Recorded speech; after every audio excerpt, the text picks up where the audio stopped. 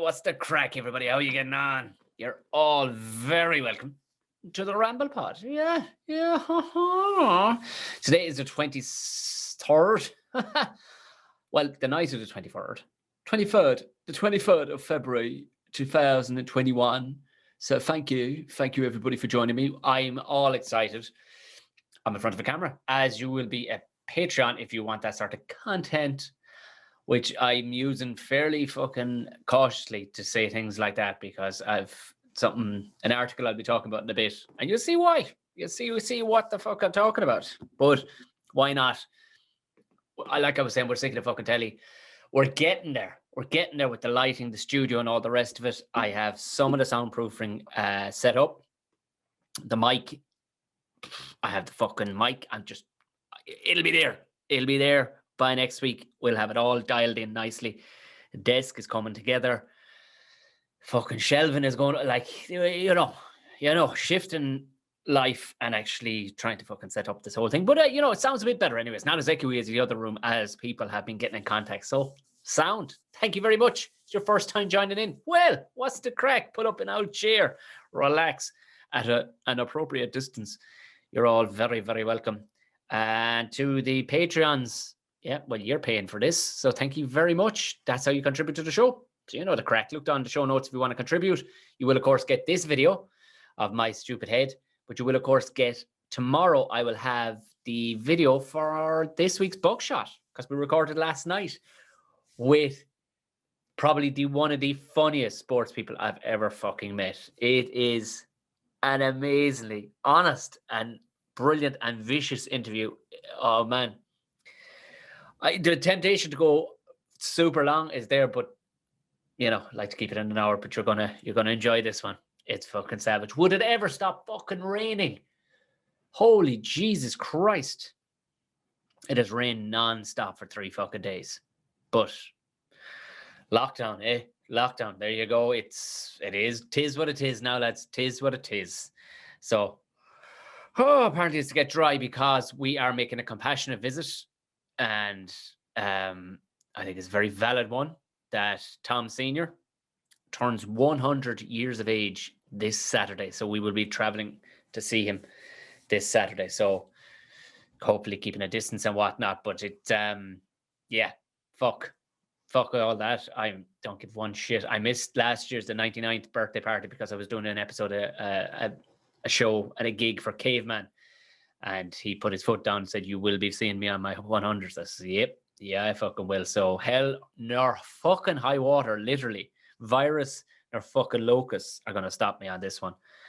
But of course, we'll be keeping it safe in the car and all the rest of it. We won't be acting the bollocks, but I will report back. No doubt the great man, he'll be doing all right. He's happy. He'll be getting his check tax-free. I don't know what it actually is. I must actually look it up. What is it?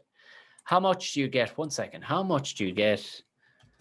How much for turning 100 in Ireland? Let me just see. How much money do you get to making your 100? Her.ie. Her.ie?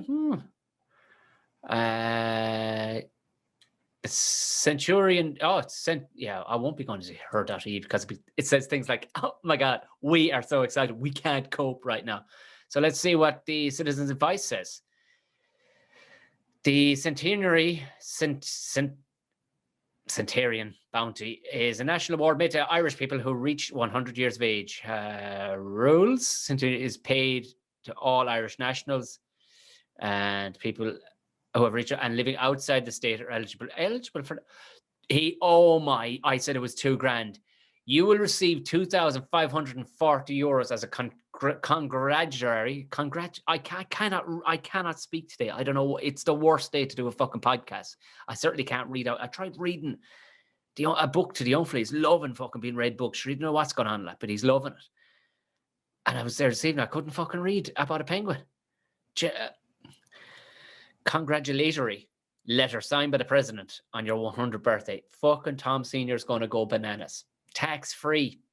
An extra 500, because I told him it was $2,000. And he was like, "Fuck, tax-free, man. I thought it was only $1,000. I was like, "Nah, it's 2." He's like, "Fucking nice one. It's 2,540. Even if you got 40 euros for nothing, Happy fucking days, man. He'd be delighted with that. Good man. Brilliant. He'll be fucking chuffed to bits now with that. That's great. Great to hear. Oh, lovely. Thank you all very much for your lovely messages about the Tom and Jerry show. Again, we are back. We're back. Yes, we'll be out every Monday for the next 5 weeks. Episode 1 of season 4 came out yesterday morning. It's gotten a great response. Loads of people saying nice things. It's just, it's class. We're pumping out fucking podcasts. You know what I mean? They're nice. They're concise. They're a little longer than every other fucking season that we've had, which is brilliant. And even I've had to edit them down because we're just talking shit, just having the crack beginning, before and after. So, yeah, they're virtually 2-hour podcasts in there. So like that, they went a little early out to the Patreons, and I think the Patreons, because they got the ad-free version as well. But you're more than welcome. You're more than welcome. Thank you very, very much for everybody getting in contact. Yeah. Oh, well, I tell you something. What a week. Oh, Lord. Jesus. If you didn't laugh, you'd have to cry, wouldn't you? Aside from even COVID, like, and all these other fucking things. Like I said, the beginning of last week, I got the news that Caveman most likely now won't be going ahead. I don't know if I said it on the podcast. It's just too uncertain. I know the UK now. I mean, your man Boris is saying shit like, hey, we'll be up and run a full Metal Jacket come June 21st. I'm like, not a fucking prayer. Now, maybe they're just going to open it up and let it fucking herd whatever, in the hope that everybody has enough, just about enough people have, a vaccination and stuff at that stage. I don't know. I can't fucking see it. Maybe we might be able to work something out with the UK. Who knows? But because theatres, they're talking about theatres at half capacity and no greater than 1,000.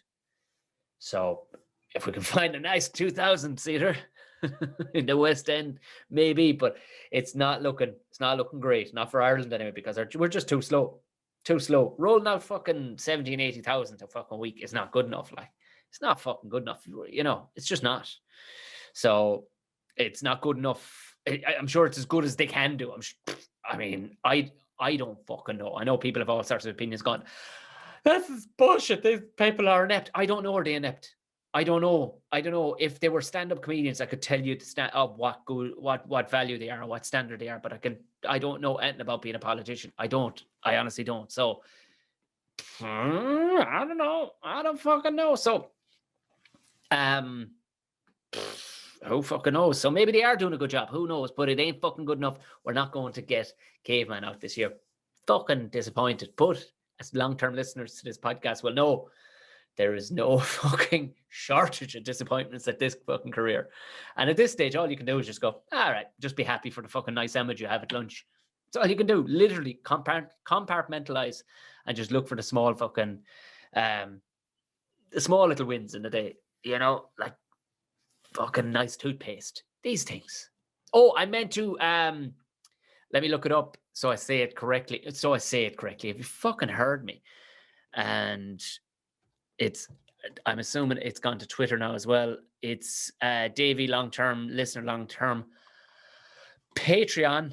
He had, where the fuck is the search? Jesus, memories just came up on Facebook, and myself and the missus out shooting with a 2-2. Got a couple of rabbits that day, actually. There we go. That was a great day. She shot her first couple of rabbits. It was a fucking great day. I don't know where the fuck now they put a search thing up in the screen is quite big when you jump from your phone, and then all of a sudden you're into a 4-foot wide screen. It's a bit of a fucking jump. That was Irish. Oh, what the telef. Oh, wait. It'll be in my. I'm making a fucking bags of this. So it is Lockdown Ireland Telefish Éireann. So exactly how it sounds, Lockdown Ireland Telefish Éireann. The Telefish Éireann, just like the Irish version of Television Ireland. So Lockdown Ireland will LITE you would see in their in their profile picture.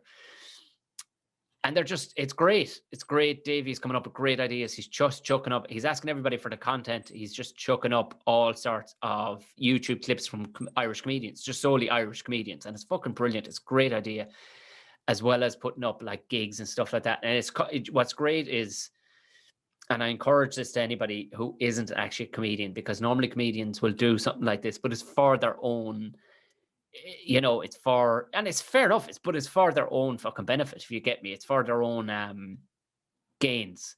But when people who are outside it, I mean, like Chrissy Bowes in Oma, never wanted to be a stand-up comedian, made a fucking great promoter. Great promoter, ambitious, had great ideas. And this is another one. Great idea he put in recently, put up the other day about possibly having sporting commentated by Irish comedians instead, right? Turning down, watching it along with them, whether it be up on I don't know. I know the boys from Penguins and Potholes had suggested possibly doing that over on their Patreon page, doing it live and doing it through their Patreon page. It's always difficult to get people to sign up to Patreon, because people go, fuck it, I'll do it another day. And if it's a instant click, which I'm sure there absolutely is, it's again, it's a fucking brilliant idea. Don't bother asking me anything about soccer. I'm not suggesting that I was going to be asked to do it, but if rugby, I can do that. I can fucking do that. So it's a great idea. Like I said, LITE Entertainment. It's purely for promotion of Irish comedy, with no fucking ulterior motives of driving their own thing. It's a great idea. And I hope, like, again, Facebook, all they want you to do is, like, you see the things, like I put up a clip of the Tom and Jerry show the other day, and does it say how many views it got? Probably fucking 50. You know what I mean? Unless you're willing to put money behind Facebook, which is fair enough. So get following that. I'm sure there'll be other platforms open up with this in it, but at the moment I see it on Facebook. So LITE, give it a fucking look. But yeah, like I was saying, the caveman, and then I was looking like a sweet gig out of nowhere. A guy that I've known for years, and he's always kind of put what stuff to me and in the way of marketing and stuff like that. And his missus even got me to host a couple of things. Great couple. And he just messaged me. He went, I probably have a bit of work for you in the next 2-3 weeks. A nice ad for a little snacks company. And it was fucking going so well. It was going so well. It was like, yeah, this is going to be great. That we're going to have myself and a very good friend of mine in stand-up comedy. He's been on this podcast a couple of times. I'm not going to say, because just in case it's conflict of interest and all that kind of stuff, if he doesn't want to talk about and stuff. But we were going to basically just bouncing off each other with jokes for this ad. And it was looking like it was going to be good crack. And then we're going, fucking lovely. They had, but then all of a sudden, it was going to be a nice pair. You could that started just bump up money where you just go, I can get back on the fucking train some bit.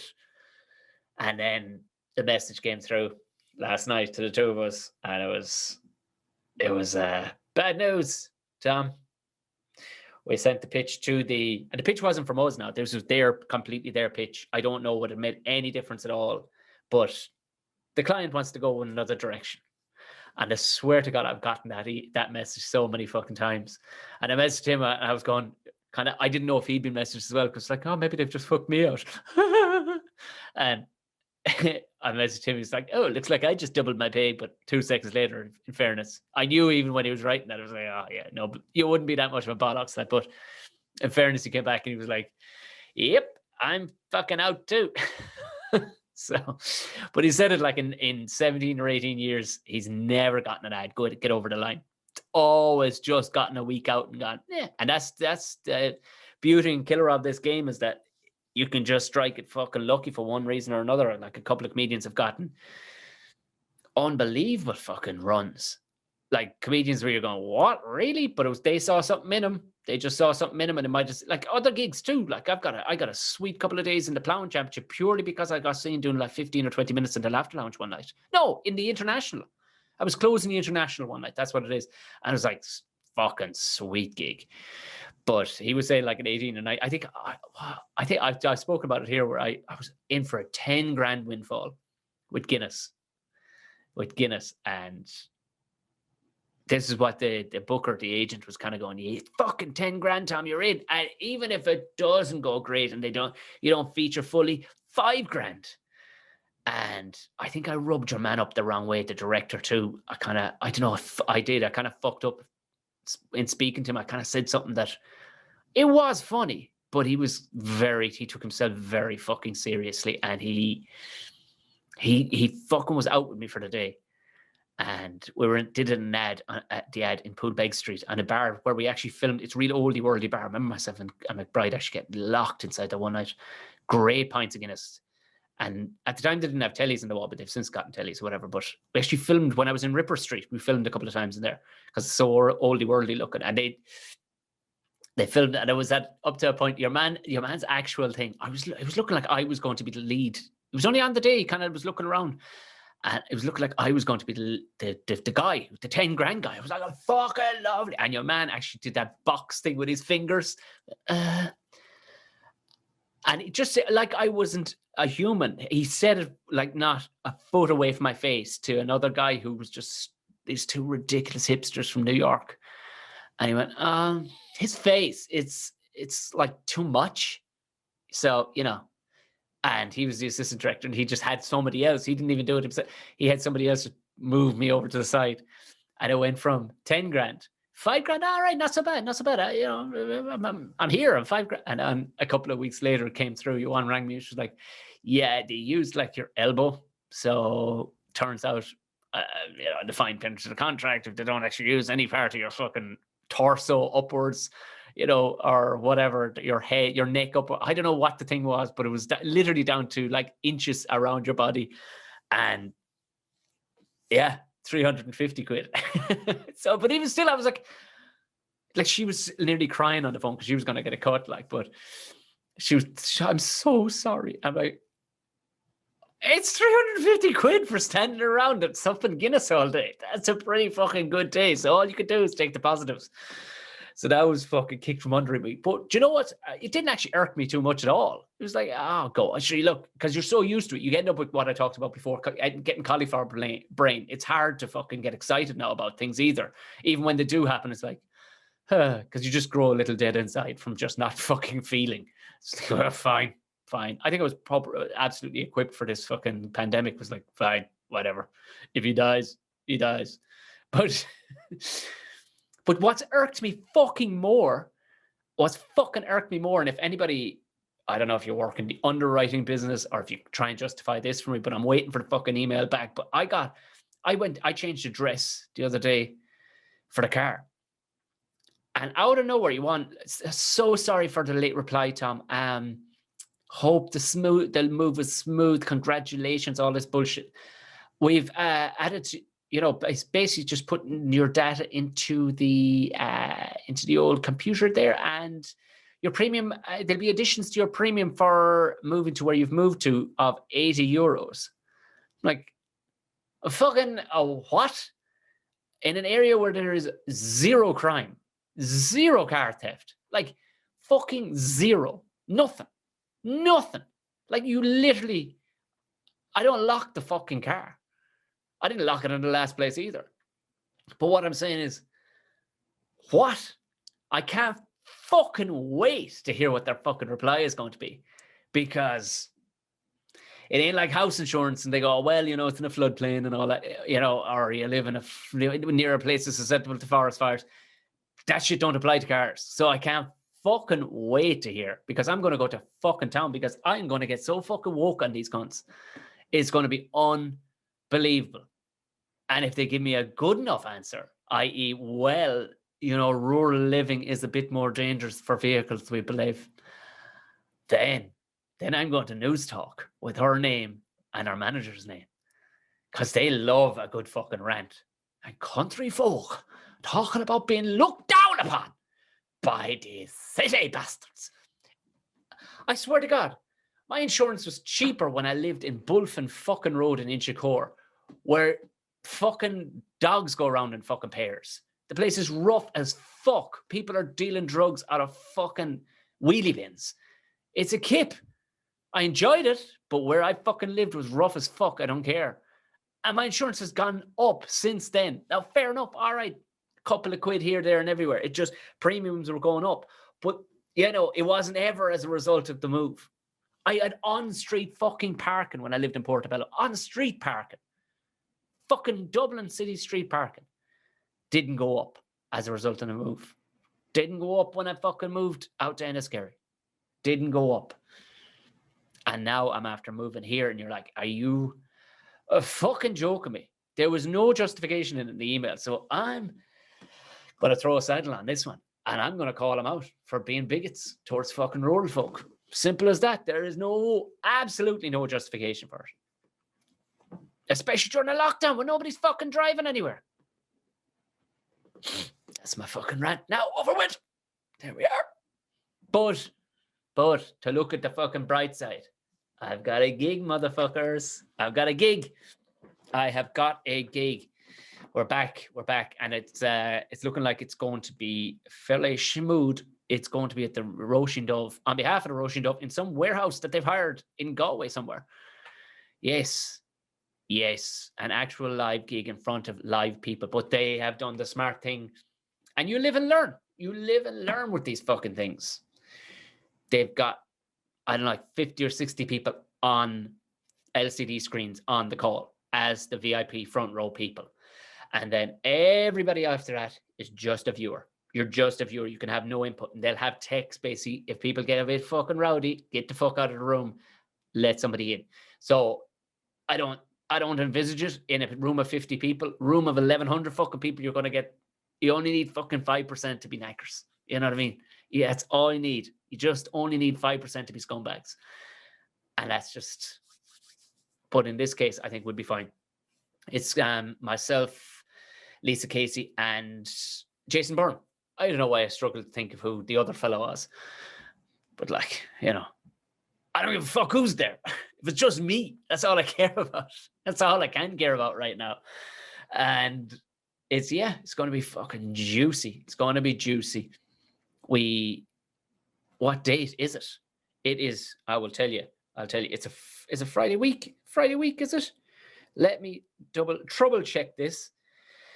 If you haven't bought your tickets, it's like I'm planning on kicking the fucking knockers off this. So it is Friday the 5th of March. Friday the 5th of March. The Roisin Dove. Get yourself a ticket. Get yourself a ticket on a stage with a mic in front of some fucking cameras. I've been sold the notion anyway that it is going to... Look, I'm going to give it what the fuck else can I do? No, you know what? I think I'll hang out. No, I'm taking this fucking gig. And if it goes well, it's the next stage. It's the next evolution. It ain't the real thing, but it's the fucking closest we can get right now. So here we go again. I can't fucking wait. I can't wait. It'll be great. Even to drive to Galway again would be fucking great, albeit to some industrial park somewhere in Galway. It'll be great. Be fucking lovely. Never done that. Well, I have actually. I've driven Limerick. No, I mean, I've done it in compartmentalized ways. I love that new word, compartmentalized. So it is here to Limerick and Limerick to Galway.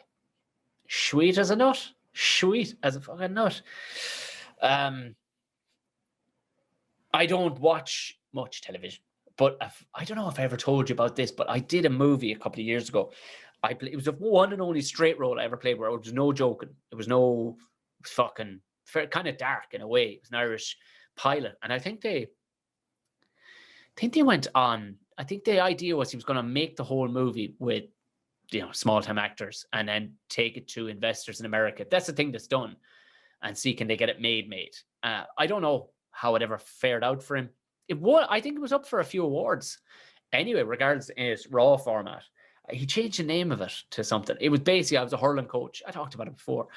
And it was over in, Kinnity in County fucking Offaly, where we looked at Kinnity Castle to get married, but it was a lovely, cool place, but grub was rough as fuck that day. They went, and like we toured the whole place, and it just felt like Kendallshoe fucking, manor where the one cleaning was doing the fucking cooking and this greasy burger thing, right? And it was just like, no, look, you're not there yet, lads. A couple of more years, you're not there yet. But I stayed there, right? So they put us up in this like hostel / B&B, and they had me rooming with a fella, right? And I remember wanting to fucking murder because I was back and forth gigging. I had a gig, like I remember Saturday night, they were raging that I had a gig, even though I put it in the contract. And they didn't want me going anywhere. I said, I gotta fucking go. And I was back Sunday morning, but I stayed most of that fucking week. But on the third night, I was ready to fucking murder. I like a bit of sleep. You know what I mean? You're doing 14-hour days, like. But because they put me rooming with this lad. Well, he was a nice enough fella. We had a couple of pints. He was from Kerry. He fucking snored. I mean, I came down to the breakfast, like, and I went, I'm quitting. You can keep your money. I'm fucking quitting. I can't take this cunt anymore, like. And I said it to him over breakfast, this lad, you need to get some sleep apnea shit going on, because I've never in all my fucking life roomed with, and I've roomed with some animals, like, but I mean, there's something wrong with you, like. I was borderline when you're not in the right frame of mind after the third night. It's not even been kept awake with crazy thoughts. You know, there was those nights, like last night, my fucking brain was bouncing off the limiter for about 3 hours. Couldn't get to sleep. But you're not angry at it. You're just going, well, it's still. But when some cunt is keeping you awake, that you don't really know, if it was a mate, you go, here, get the fuck out. But you can't. And this guy's, you know, he'd fucking poured his heart out to me over a fucking bit of chat and stuff like that over a drink. And I'm like, oh, jeez, he seems like a troubled soul. And then this, but I wanted a murderer. And I remember coming back and trying to describe him to herself. I'm going, he was a fucking hell of a nice guy, but the snoring situation, I can't actually fucking act during the day as a result of the fucking tiredness, and all I want to do is fire him straight through a fucking window. And then lo and behold, like I said, I don't watch telly. I don't watch fucking reality TV. Anyway, I must be following RT on the Player or something, or on Instagram. First Dates Ireland pops up. Big gay dude chatting up another dude, and they're sitting there having dinner, and they're two kind of middle-aged. One guy's really, really camp, and he's the guy who's all the comedy. And then the other guy, the big fucking bear, he's the fucking bloke. I nearly fucked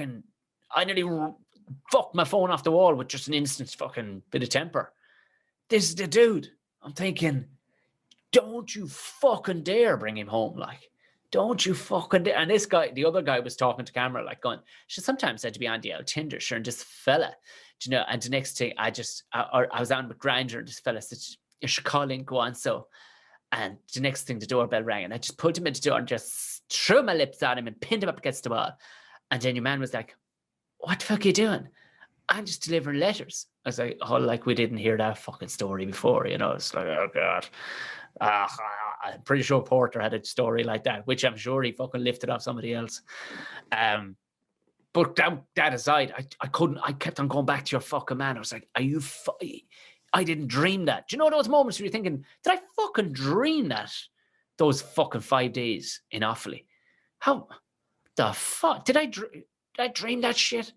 And lo and behold, this motherfucker, I'm going to get a picture of him. I'll put him up on, you'll see it. If you just look over my right-hand shoulder, left-hand shoulder, right, as you will see it. That's what I'm fucking talking about.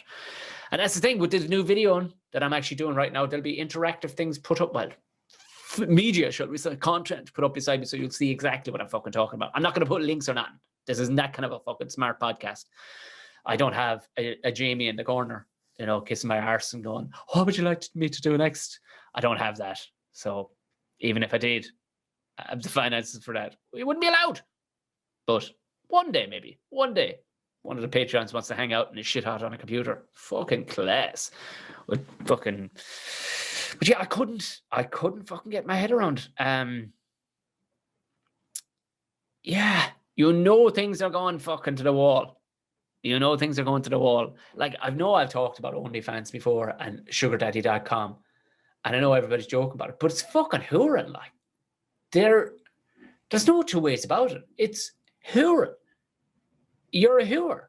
You're absolutely milling the guts out of yourself for some owl lad in fucking Arkansas just to throw money at you. You're a whore. Say, I don't give a fuck. And you've got, I think you should get... How would you feel if your daughter said it to you? Even if you don't have a daughter, have a figurative daughter in your head, just turns around and goes, I'm on OnlyFans. I absolutely fucking lash the fucking gear at myself. You'd fucking... That's it. You're moving to the fucking mountains. That's it. We're done with society. Get to the fucking mountains. Put on a helmet. We're fucking out of here. No fucking way. And there's no other way to look at it. I give a shit. Give a shit. But whatever. It'll go on. The hooring has been out. It's one of the oldest fucking things ever. There's no big deal. It's no real big deal until it fucking lands on your door or whatever. But it's fine. People want to do it. Do it. You know what I mean? There's nobody on there going, fucking, I'm just here to just hang out and talk, guys. Because that's Patreon. That's fucking Patreon. Go do that instead. No. OnlyFans is lashing yourself out of it for perverts to watch you. That's it. And you can talk about writing messages and just staying in contact with your fans. They're not a fan. They're absolutely tearing the fucking handle off themselves watching you. That's it. There's nothing. There's chat rooms for people to hang out if people want to do that. Like, do you know? If that's genuinely what they're fucking, and just want to become, what are you a fan of? They've done nothing. They haven't scored anything. They don't sing anything. They don't act in anything. What are you a fan of? You're a fan of them banging themselves for your pleasure. That's what it is. But whatever. There's been pervert blokes forever too. But now shit's hit fucking rock bottom. Now shit has hit rock bottom.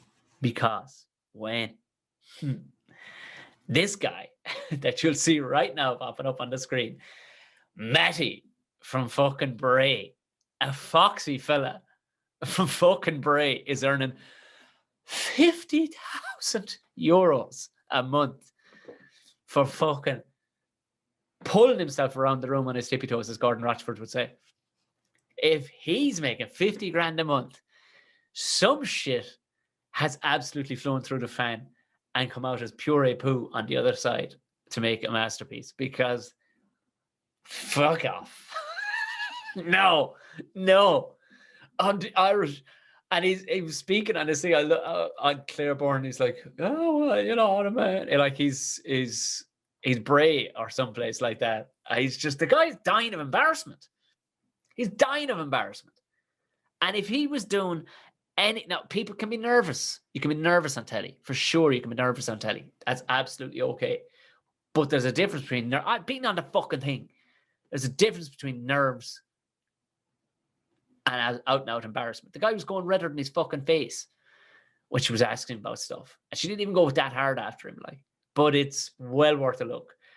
Like, if he's talking to his fans, you don't have fans. You've just, who the fuck? How desperate has situation? Because I hosted a thing the other day, and even the younger women on the thing were they were just all a bunch of old young bitches. Like, it was funny. And the guy that controls the show, he's always blanked out, you know. And they were just going, what's he look like? Come on, like Slim Pickens, because they were all working from home remotely, like, for this company, and they were in for this party, this Zoom party, and they wanted to see what your man looked like. Turns out he is actually a good-looking young fella. But what I'm saying is, like, they were fucking rabid. I mean, they saw a look at me and they were going, move on, move on, mustachio. But it just struck me, and then combining with the fact that if old Foxy of Bray is making 50 grand a month for. And like he said in the yoke, you know, sometimes I just pour water over myself. My partner, she videos me. You're not making 50 grand a month pouring water over yourself, no matter how good a shape you're in. You're not. Because there's always going to be somebody in better shape, better looking. There's always going to be, like, and they're not making 50 grand.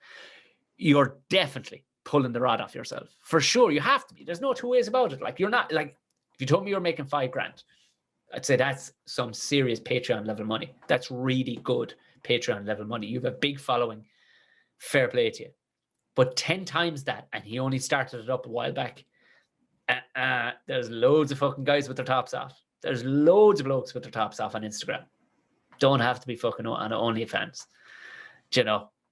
Making 50 grand a month? Not to fucking hope you're absolutely pulling it off yourself.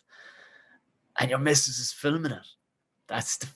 But regardless, it's his own prerogative. But you know things have hit rock bottom in society when a foxy fella from Bray is making 50 grand a month on fucking OnlyFans. Like, and he knows it. He knows he's getting away with murder. Fair fucking play to him, like, to, in one sense.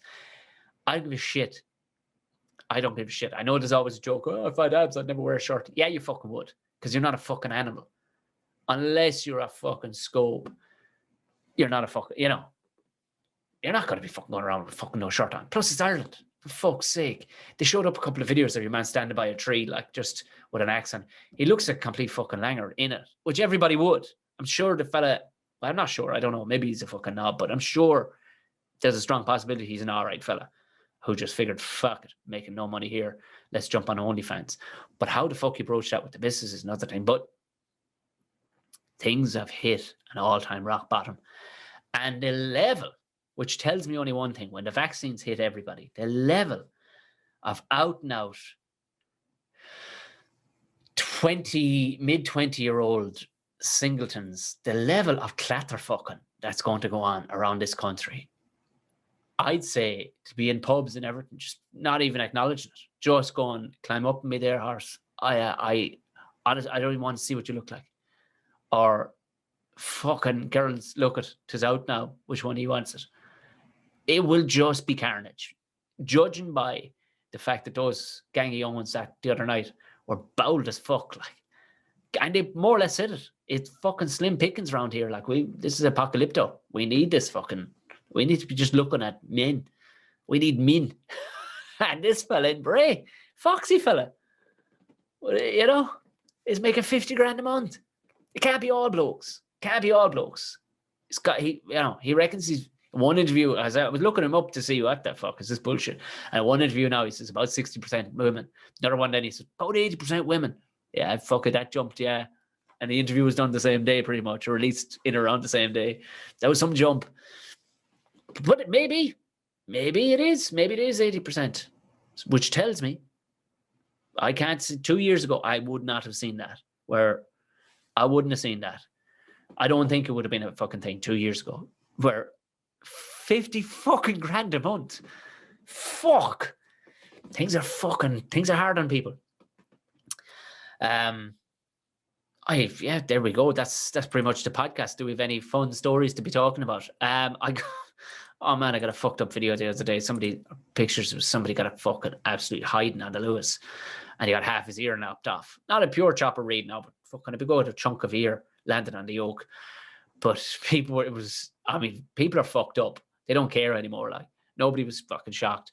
People were writing different funny slogans, like, and I may have joined in. Like, how's the guy's mascot to keep on? You know, Jesus. You know, people were writing funny shit, and then somebody absolutely fucking ended it with the best line of the whole lot, which I will not claim. It was somebody else. It's fucking Cluas On The Luas.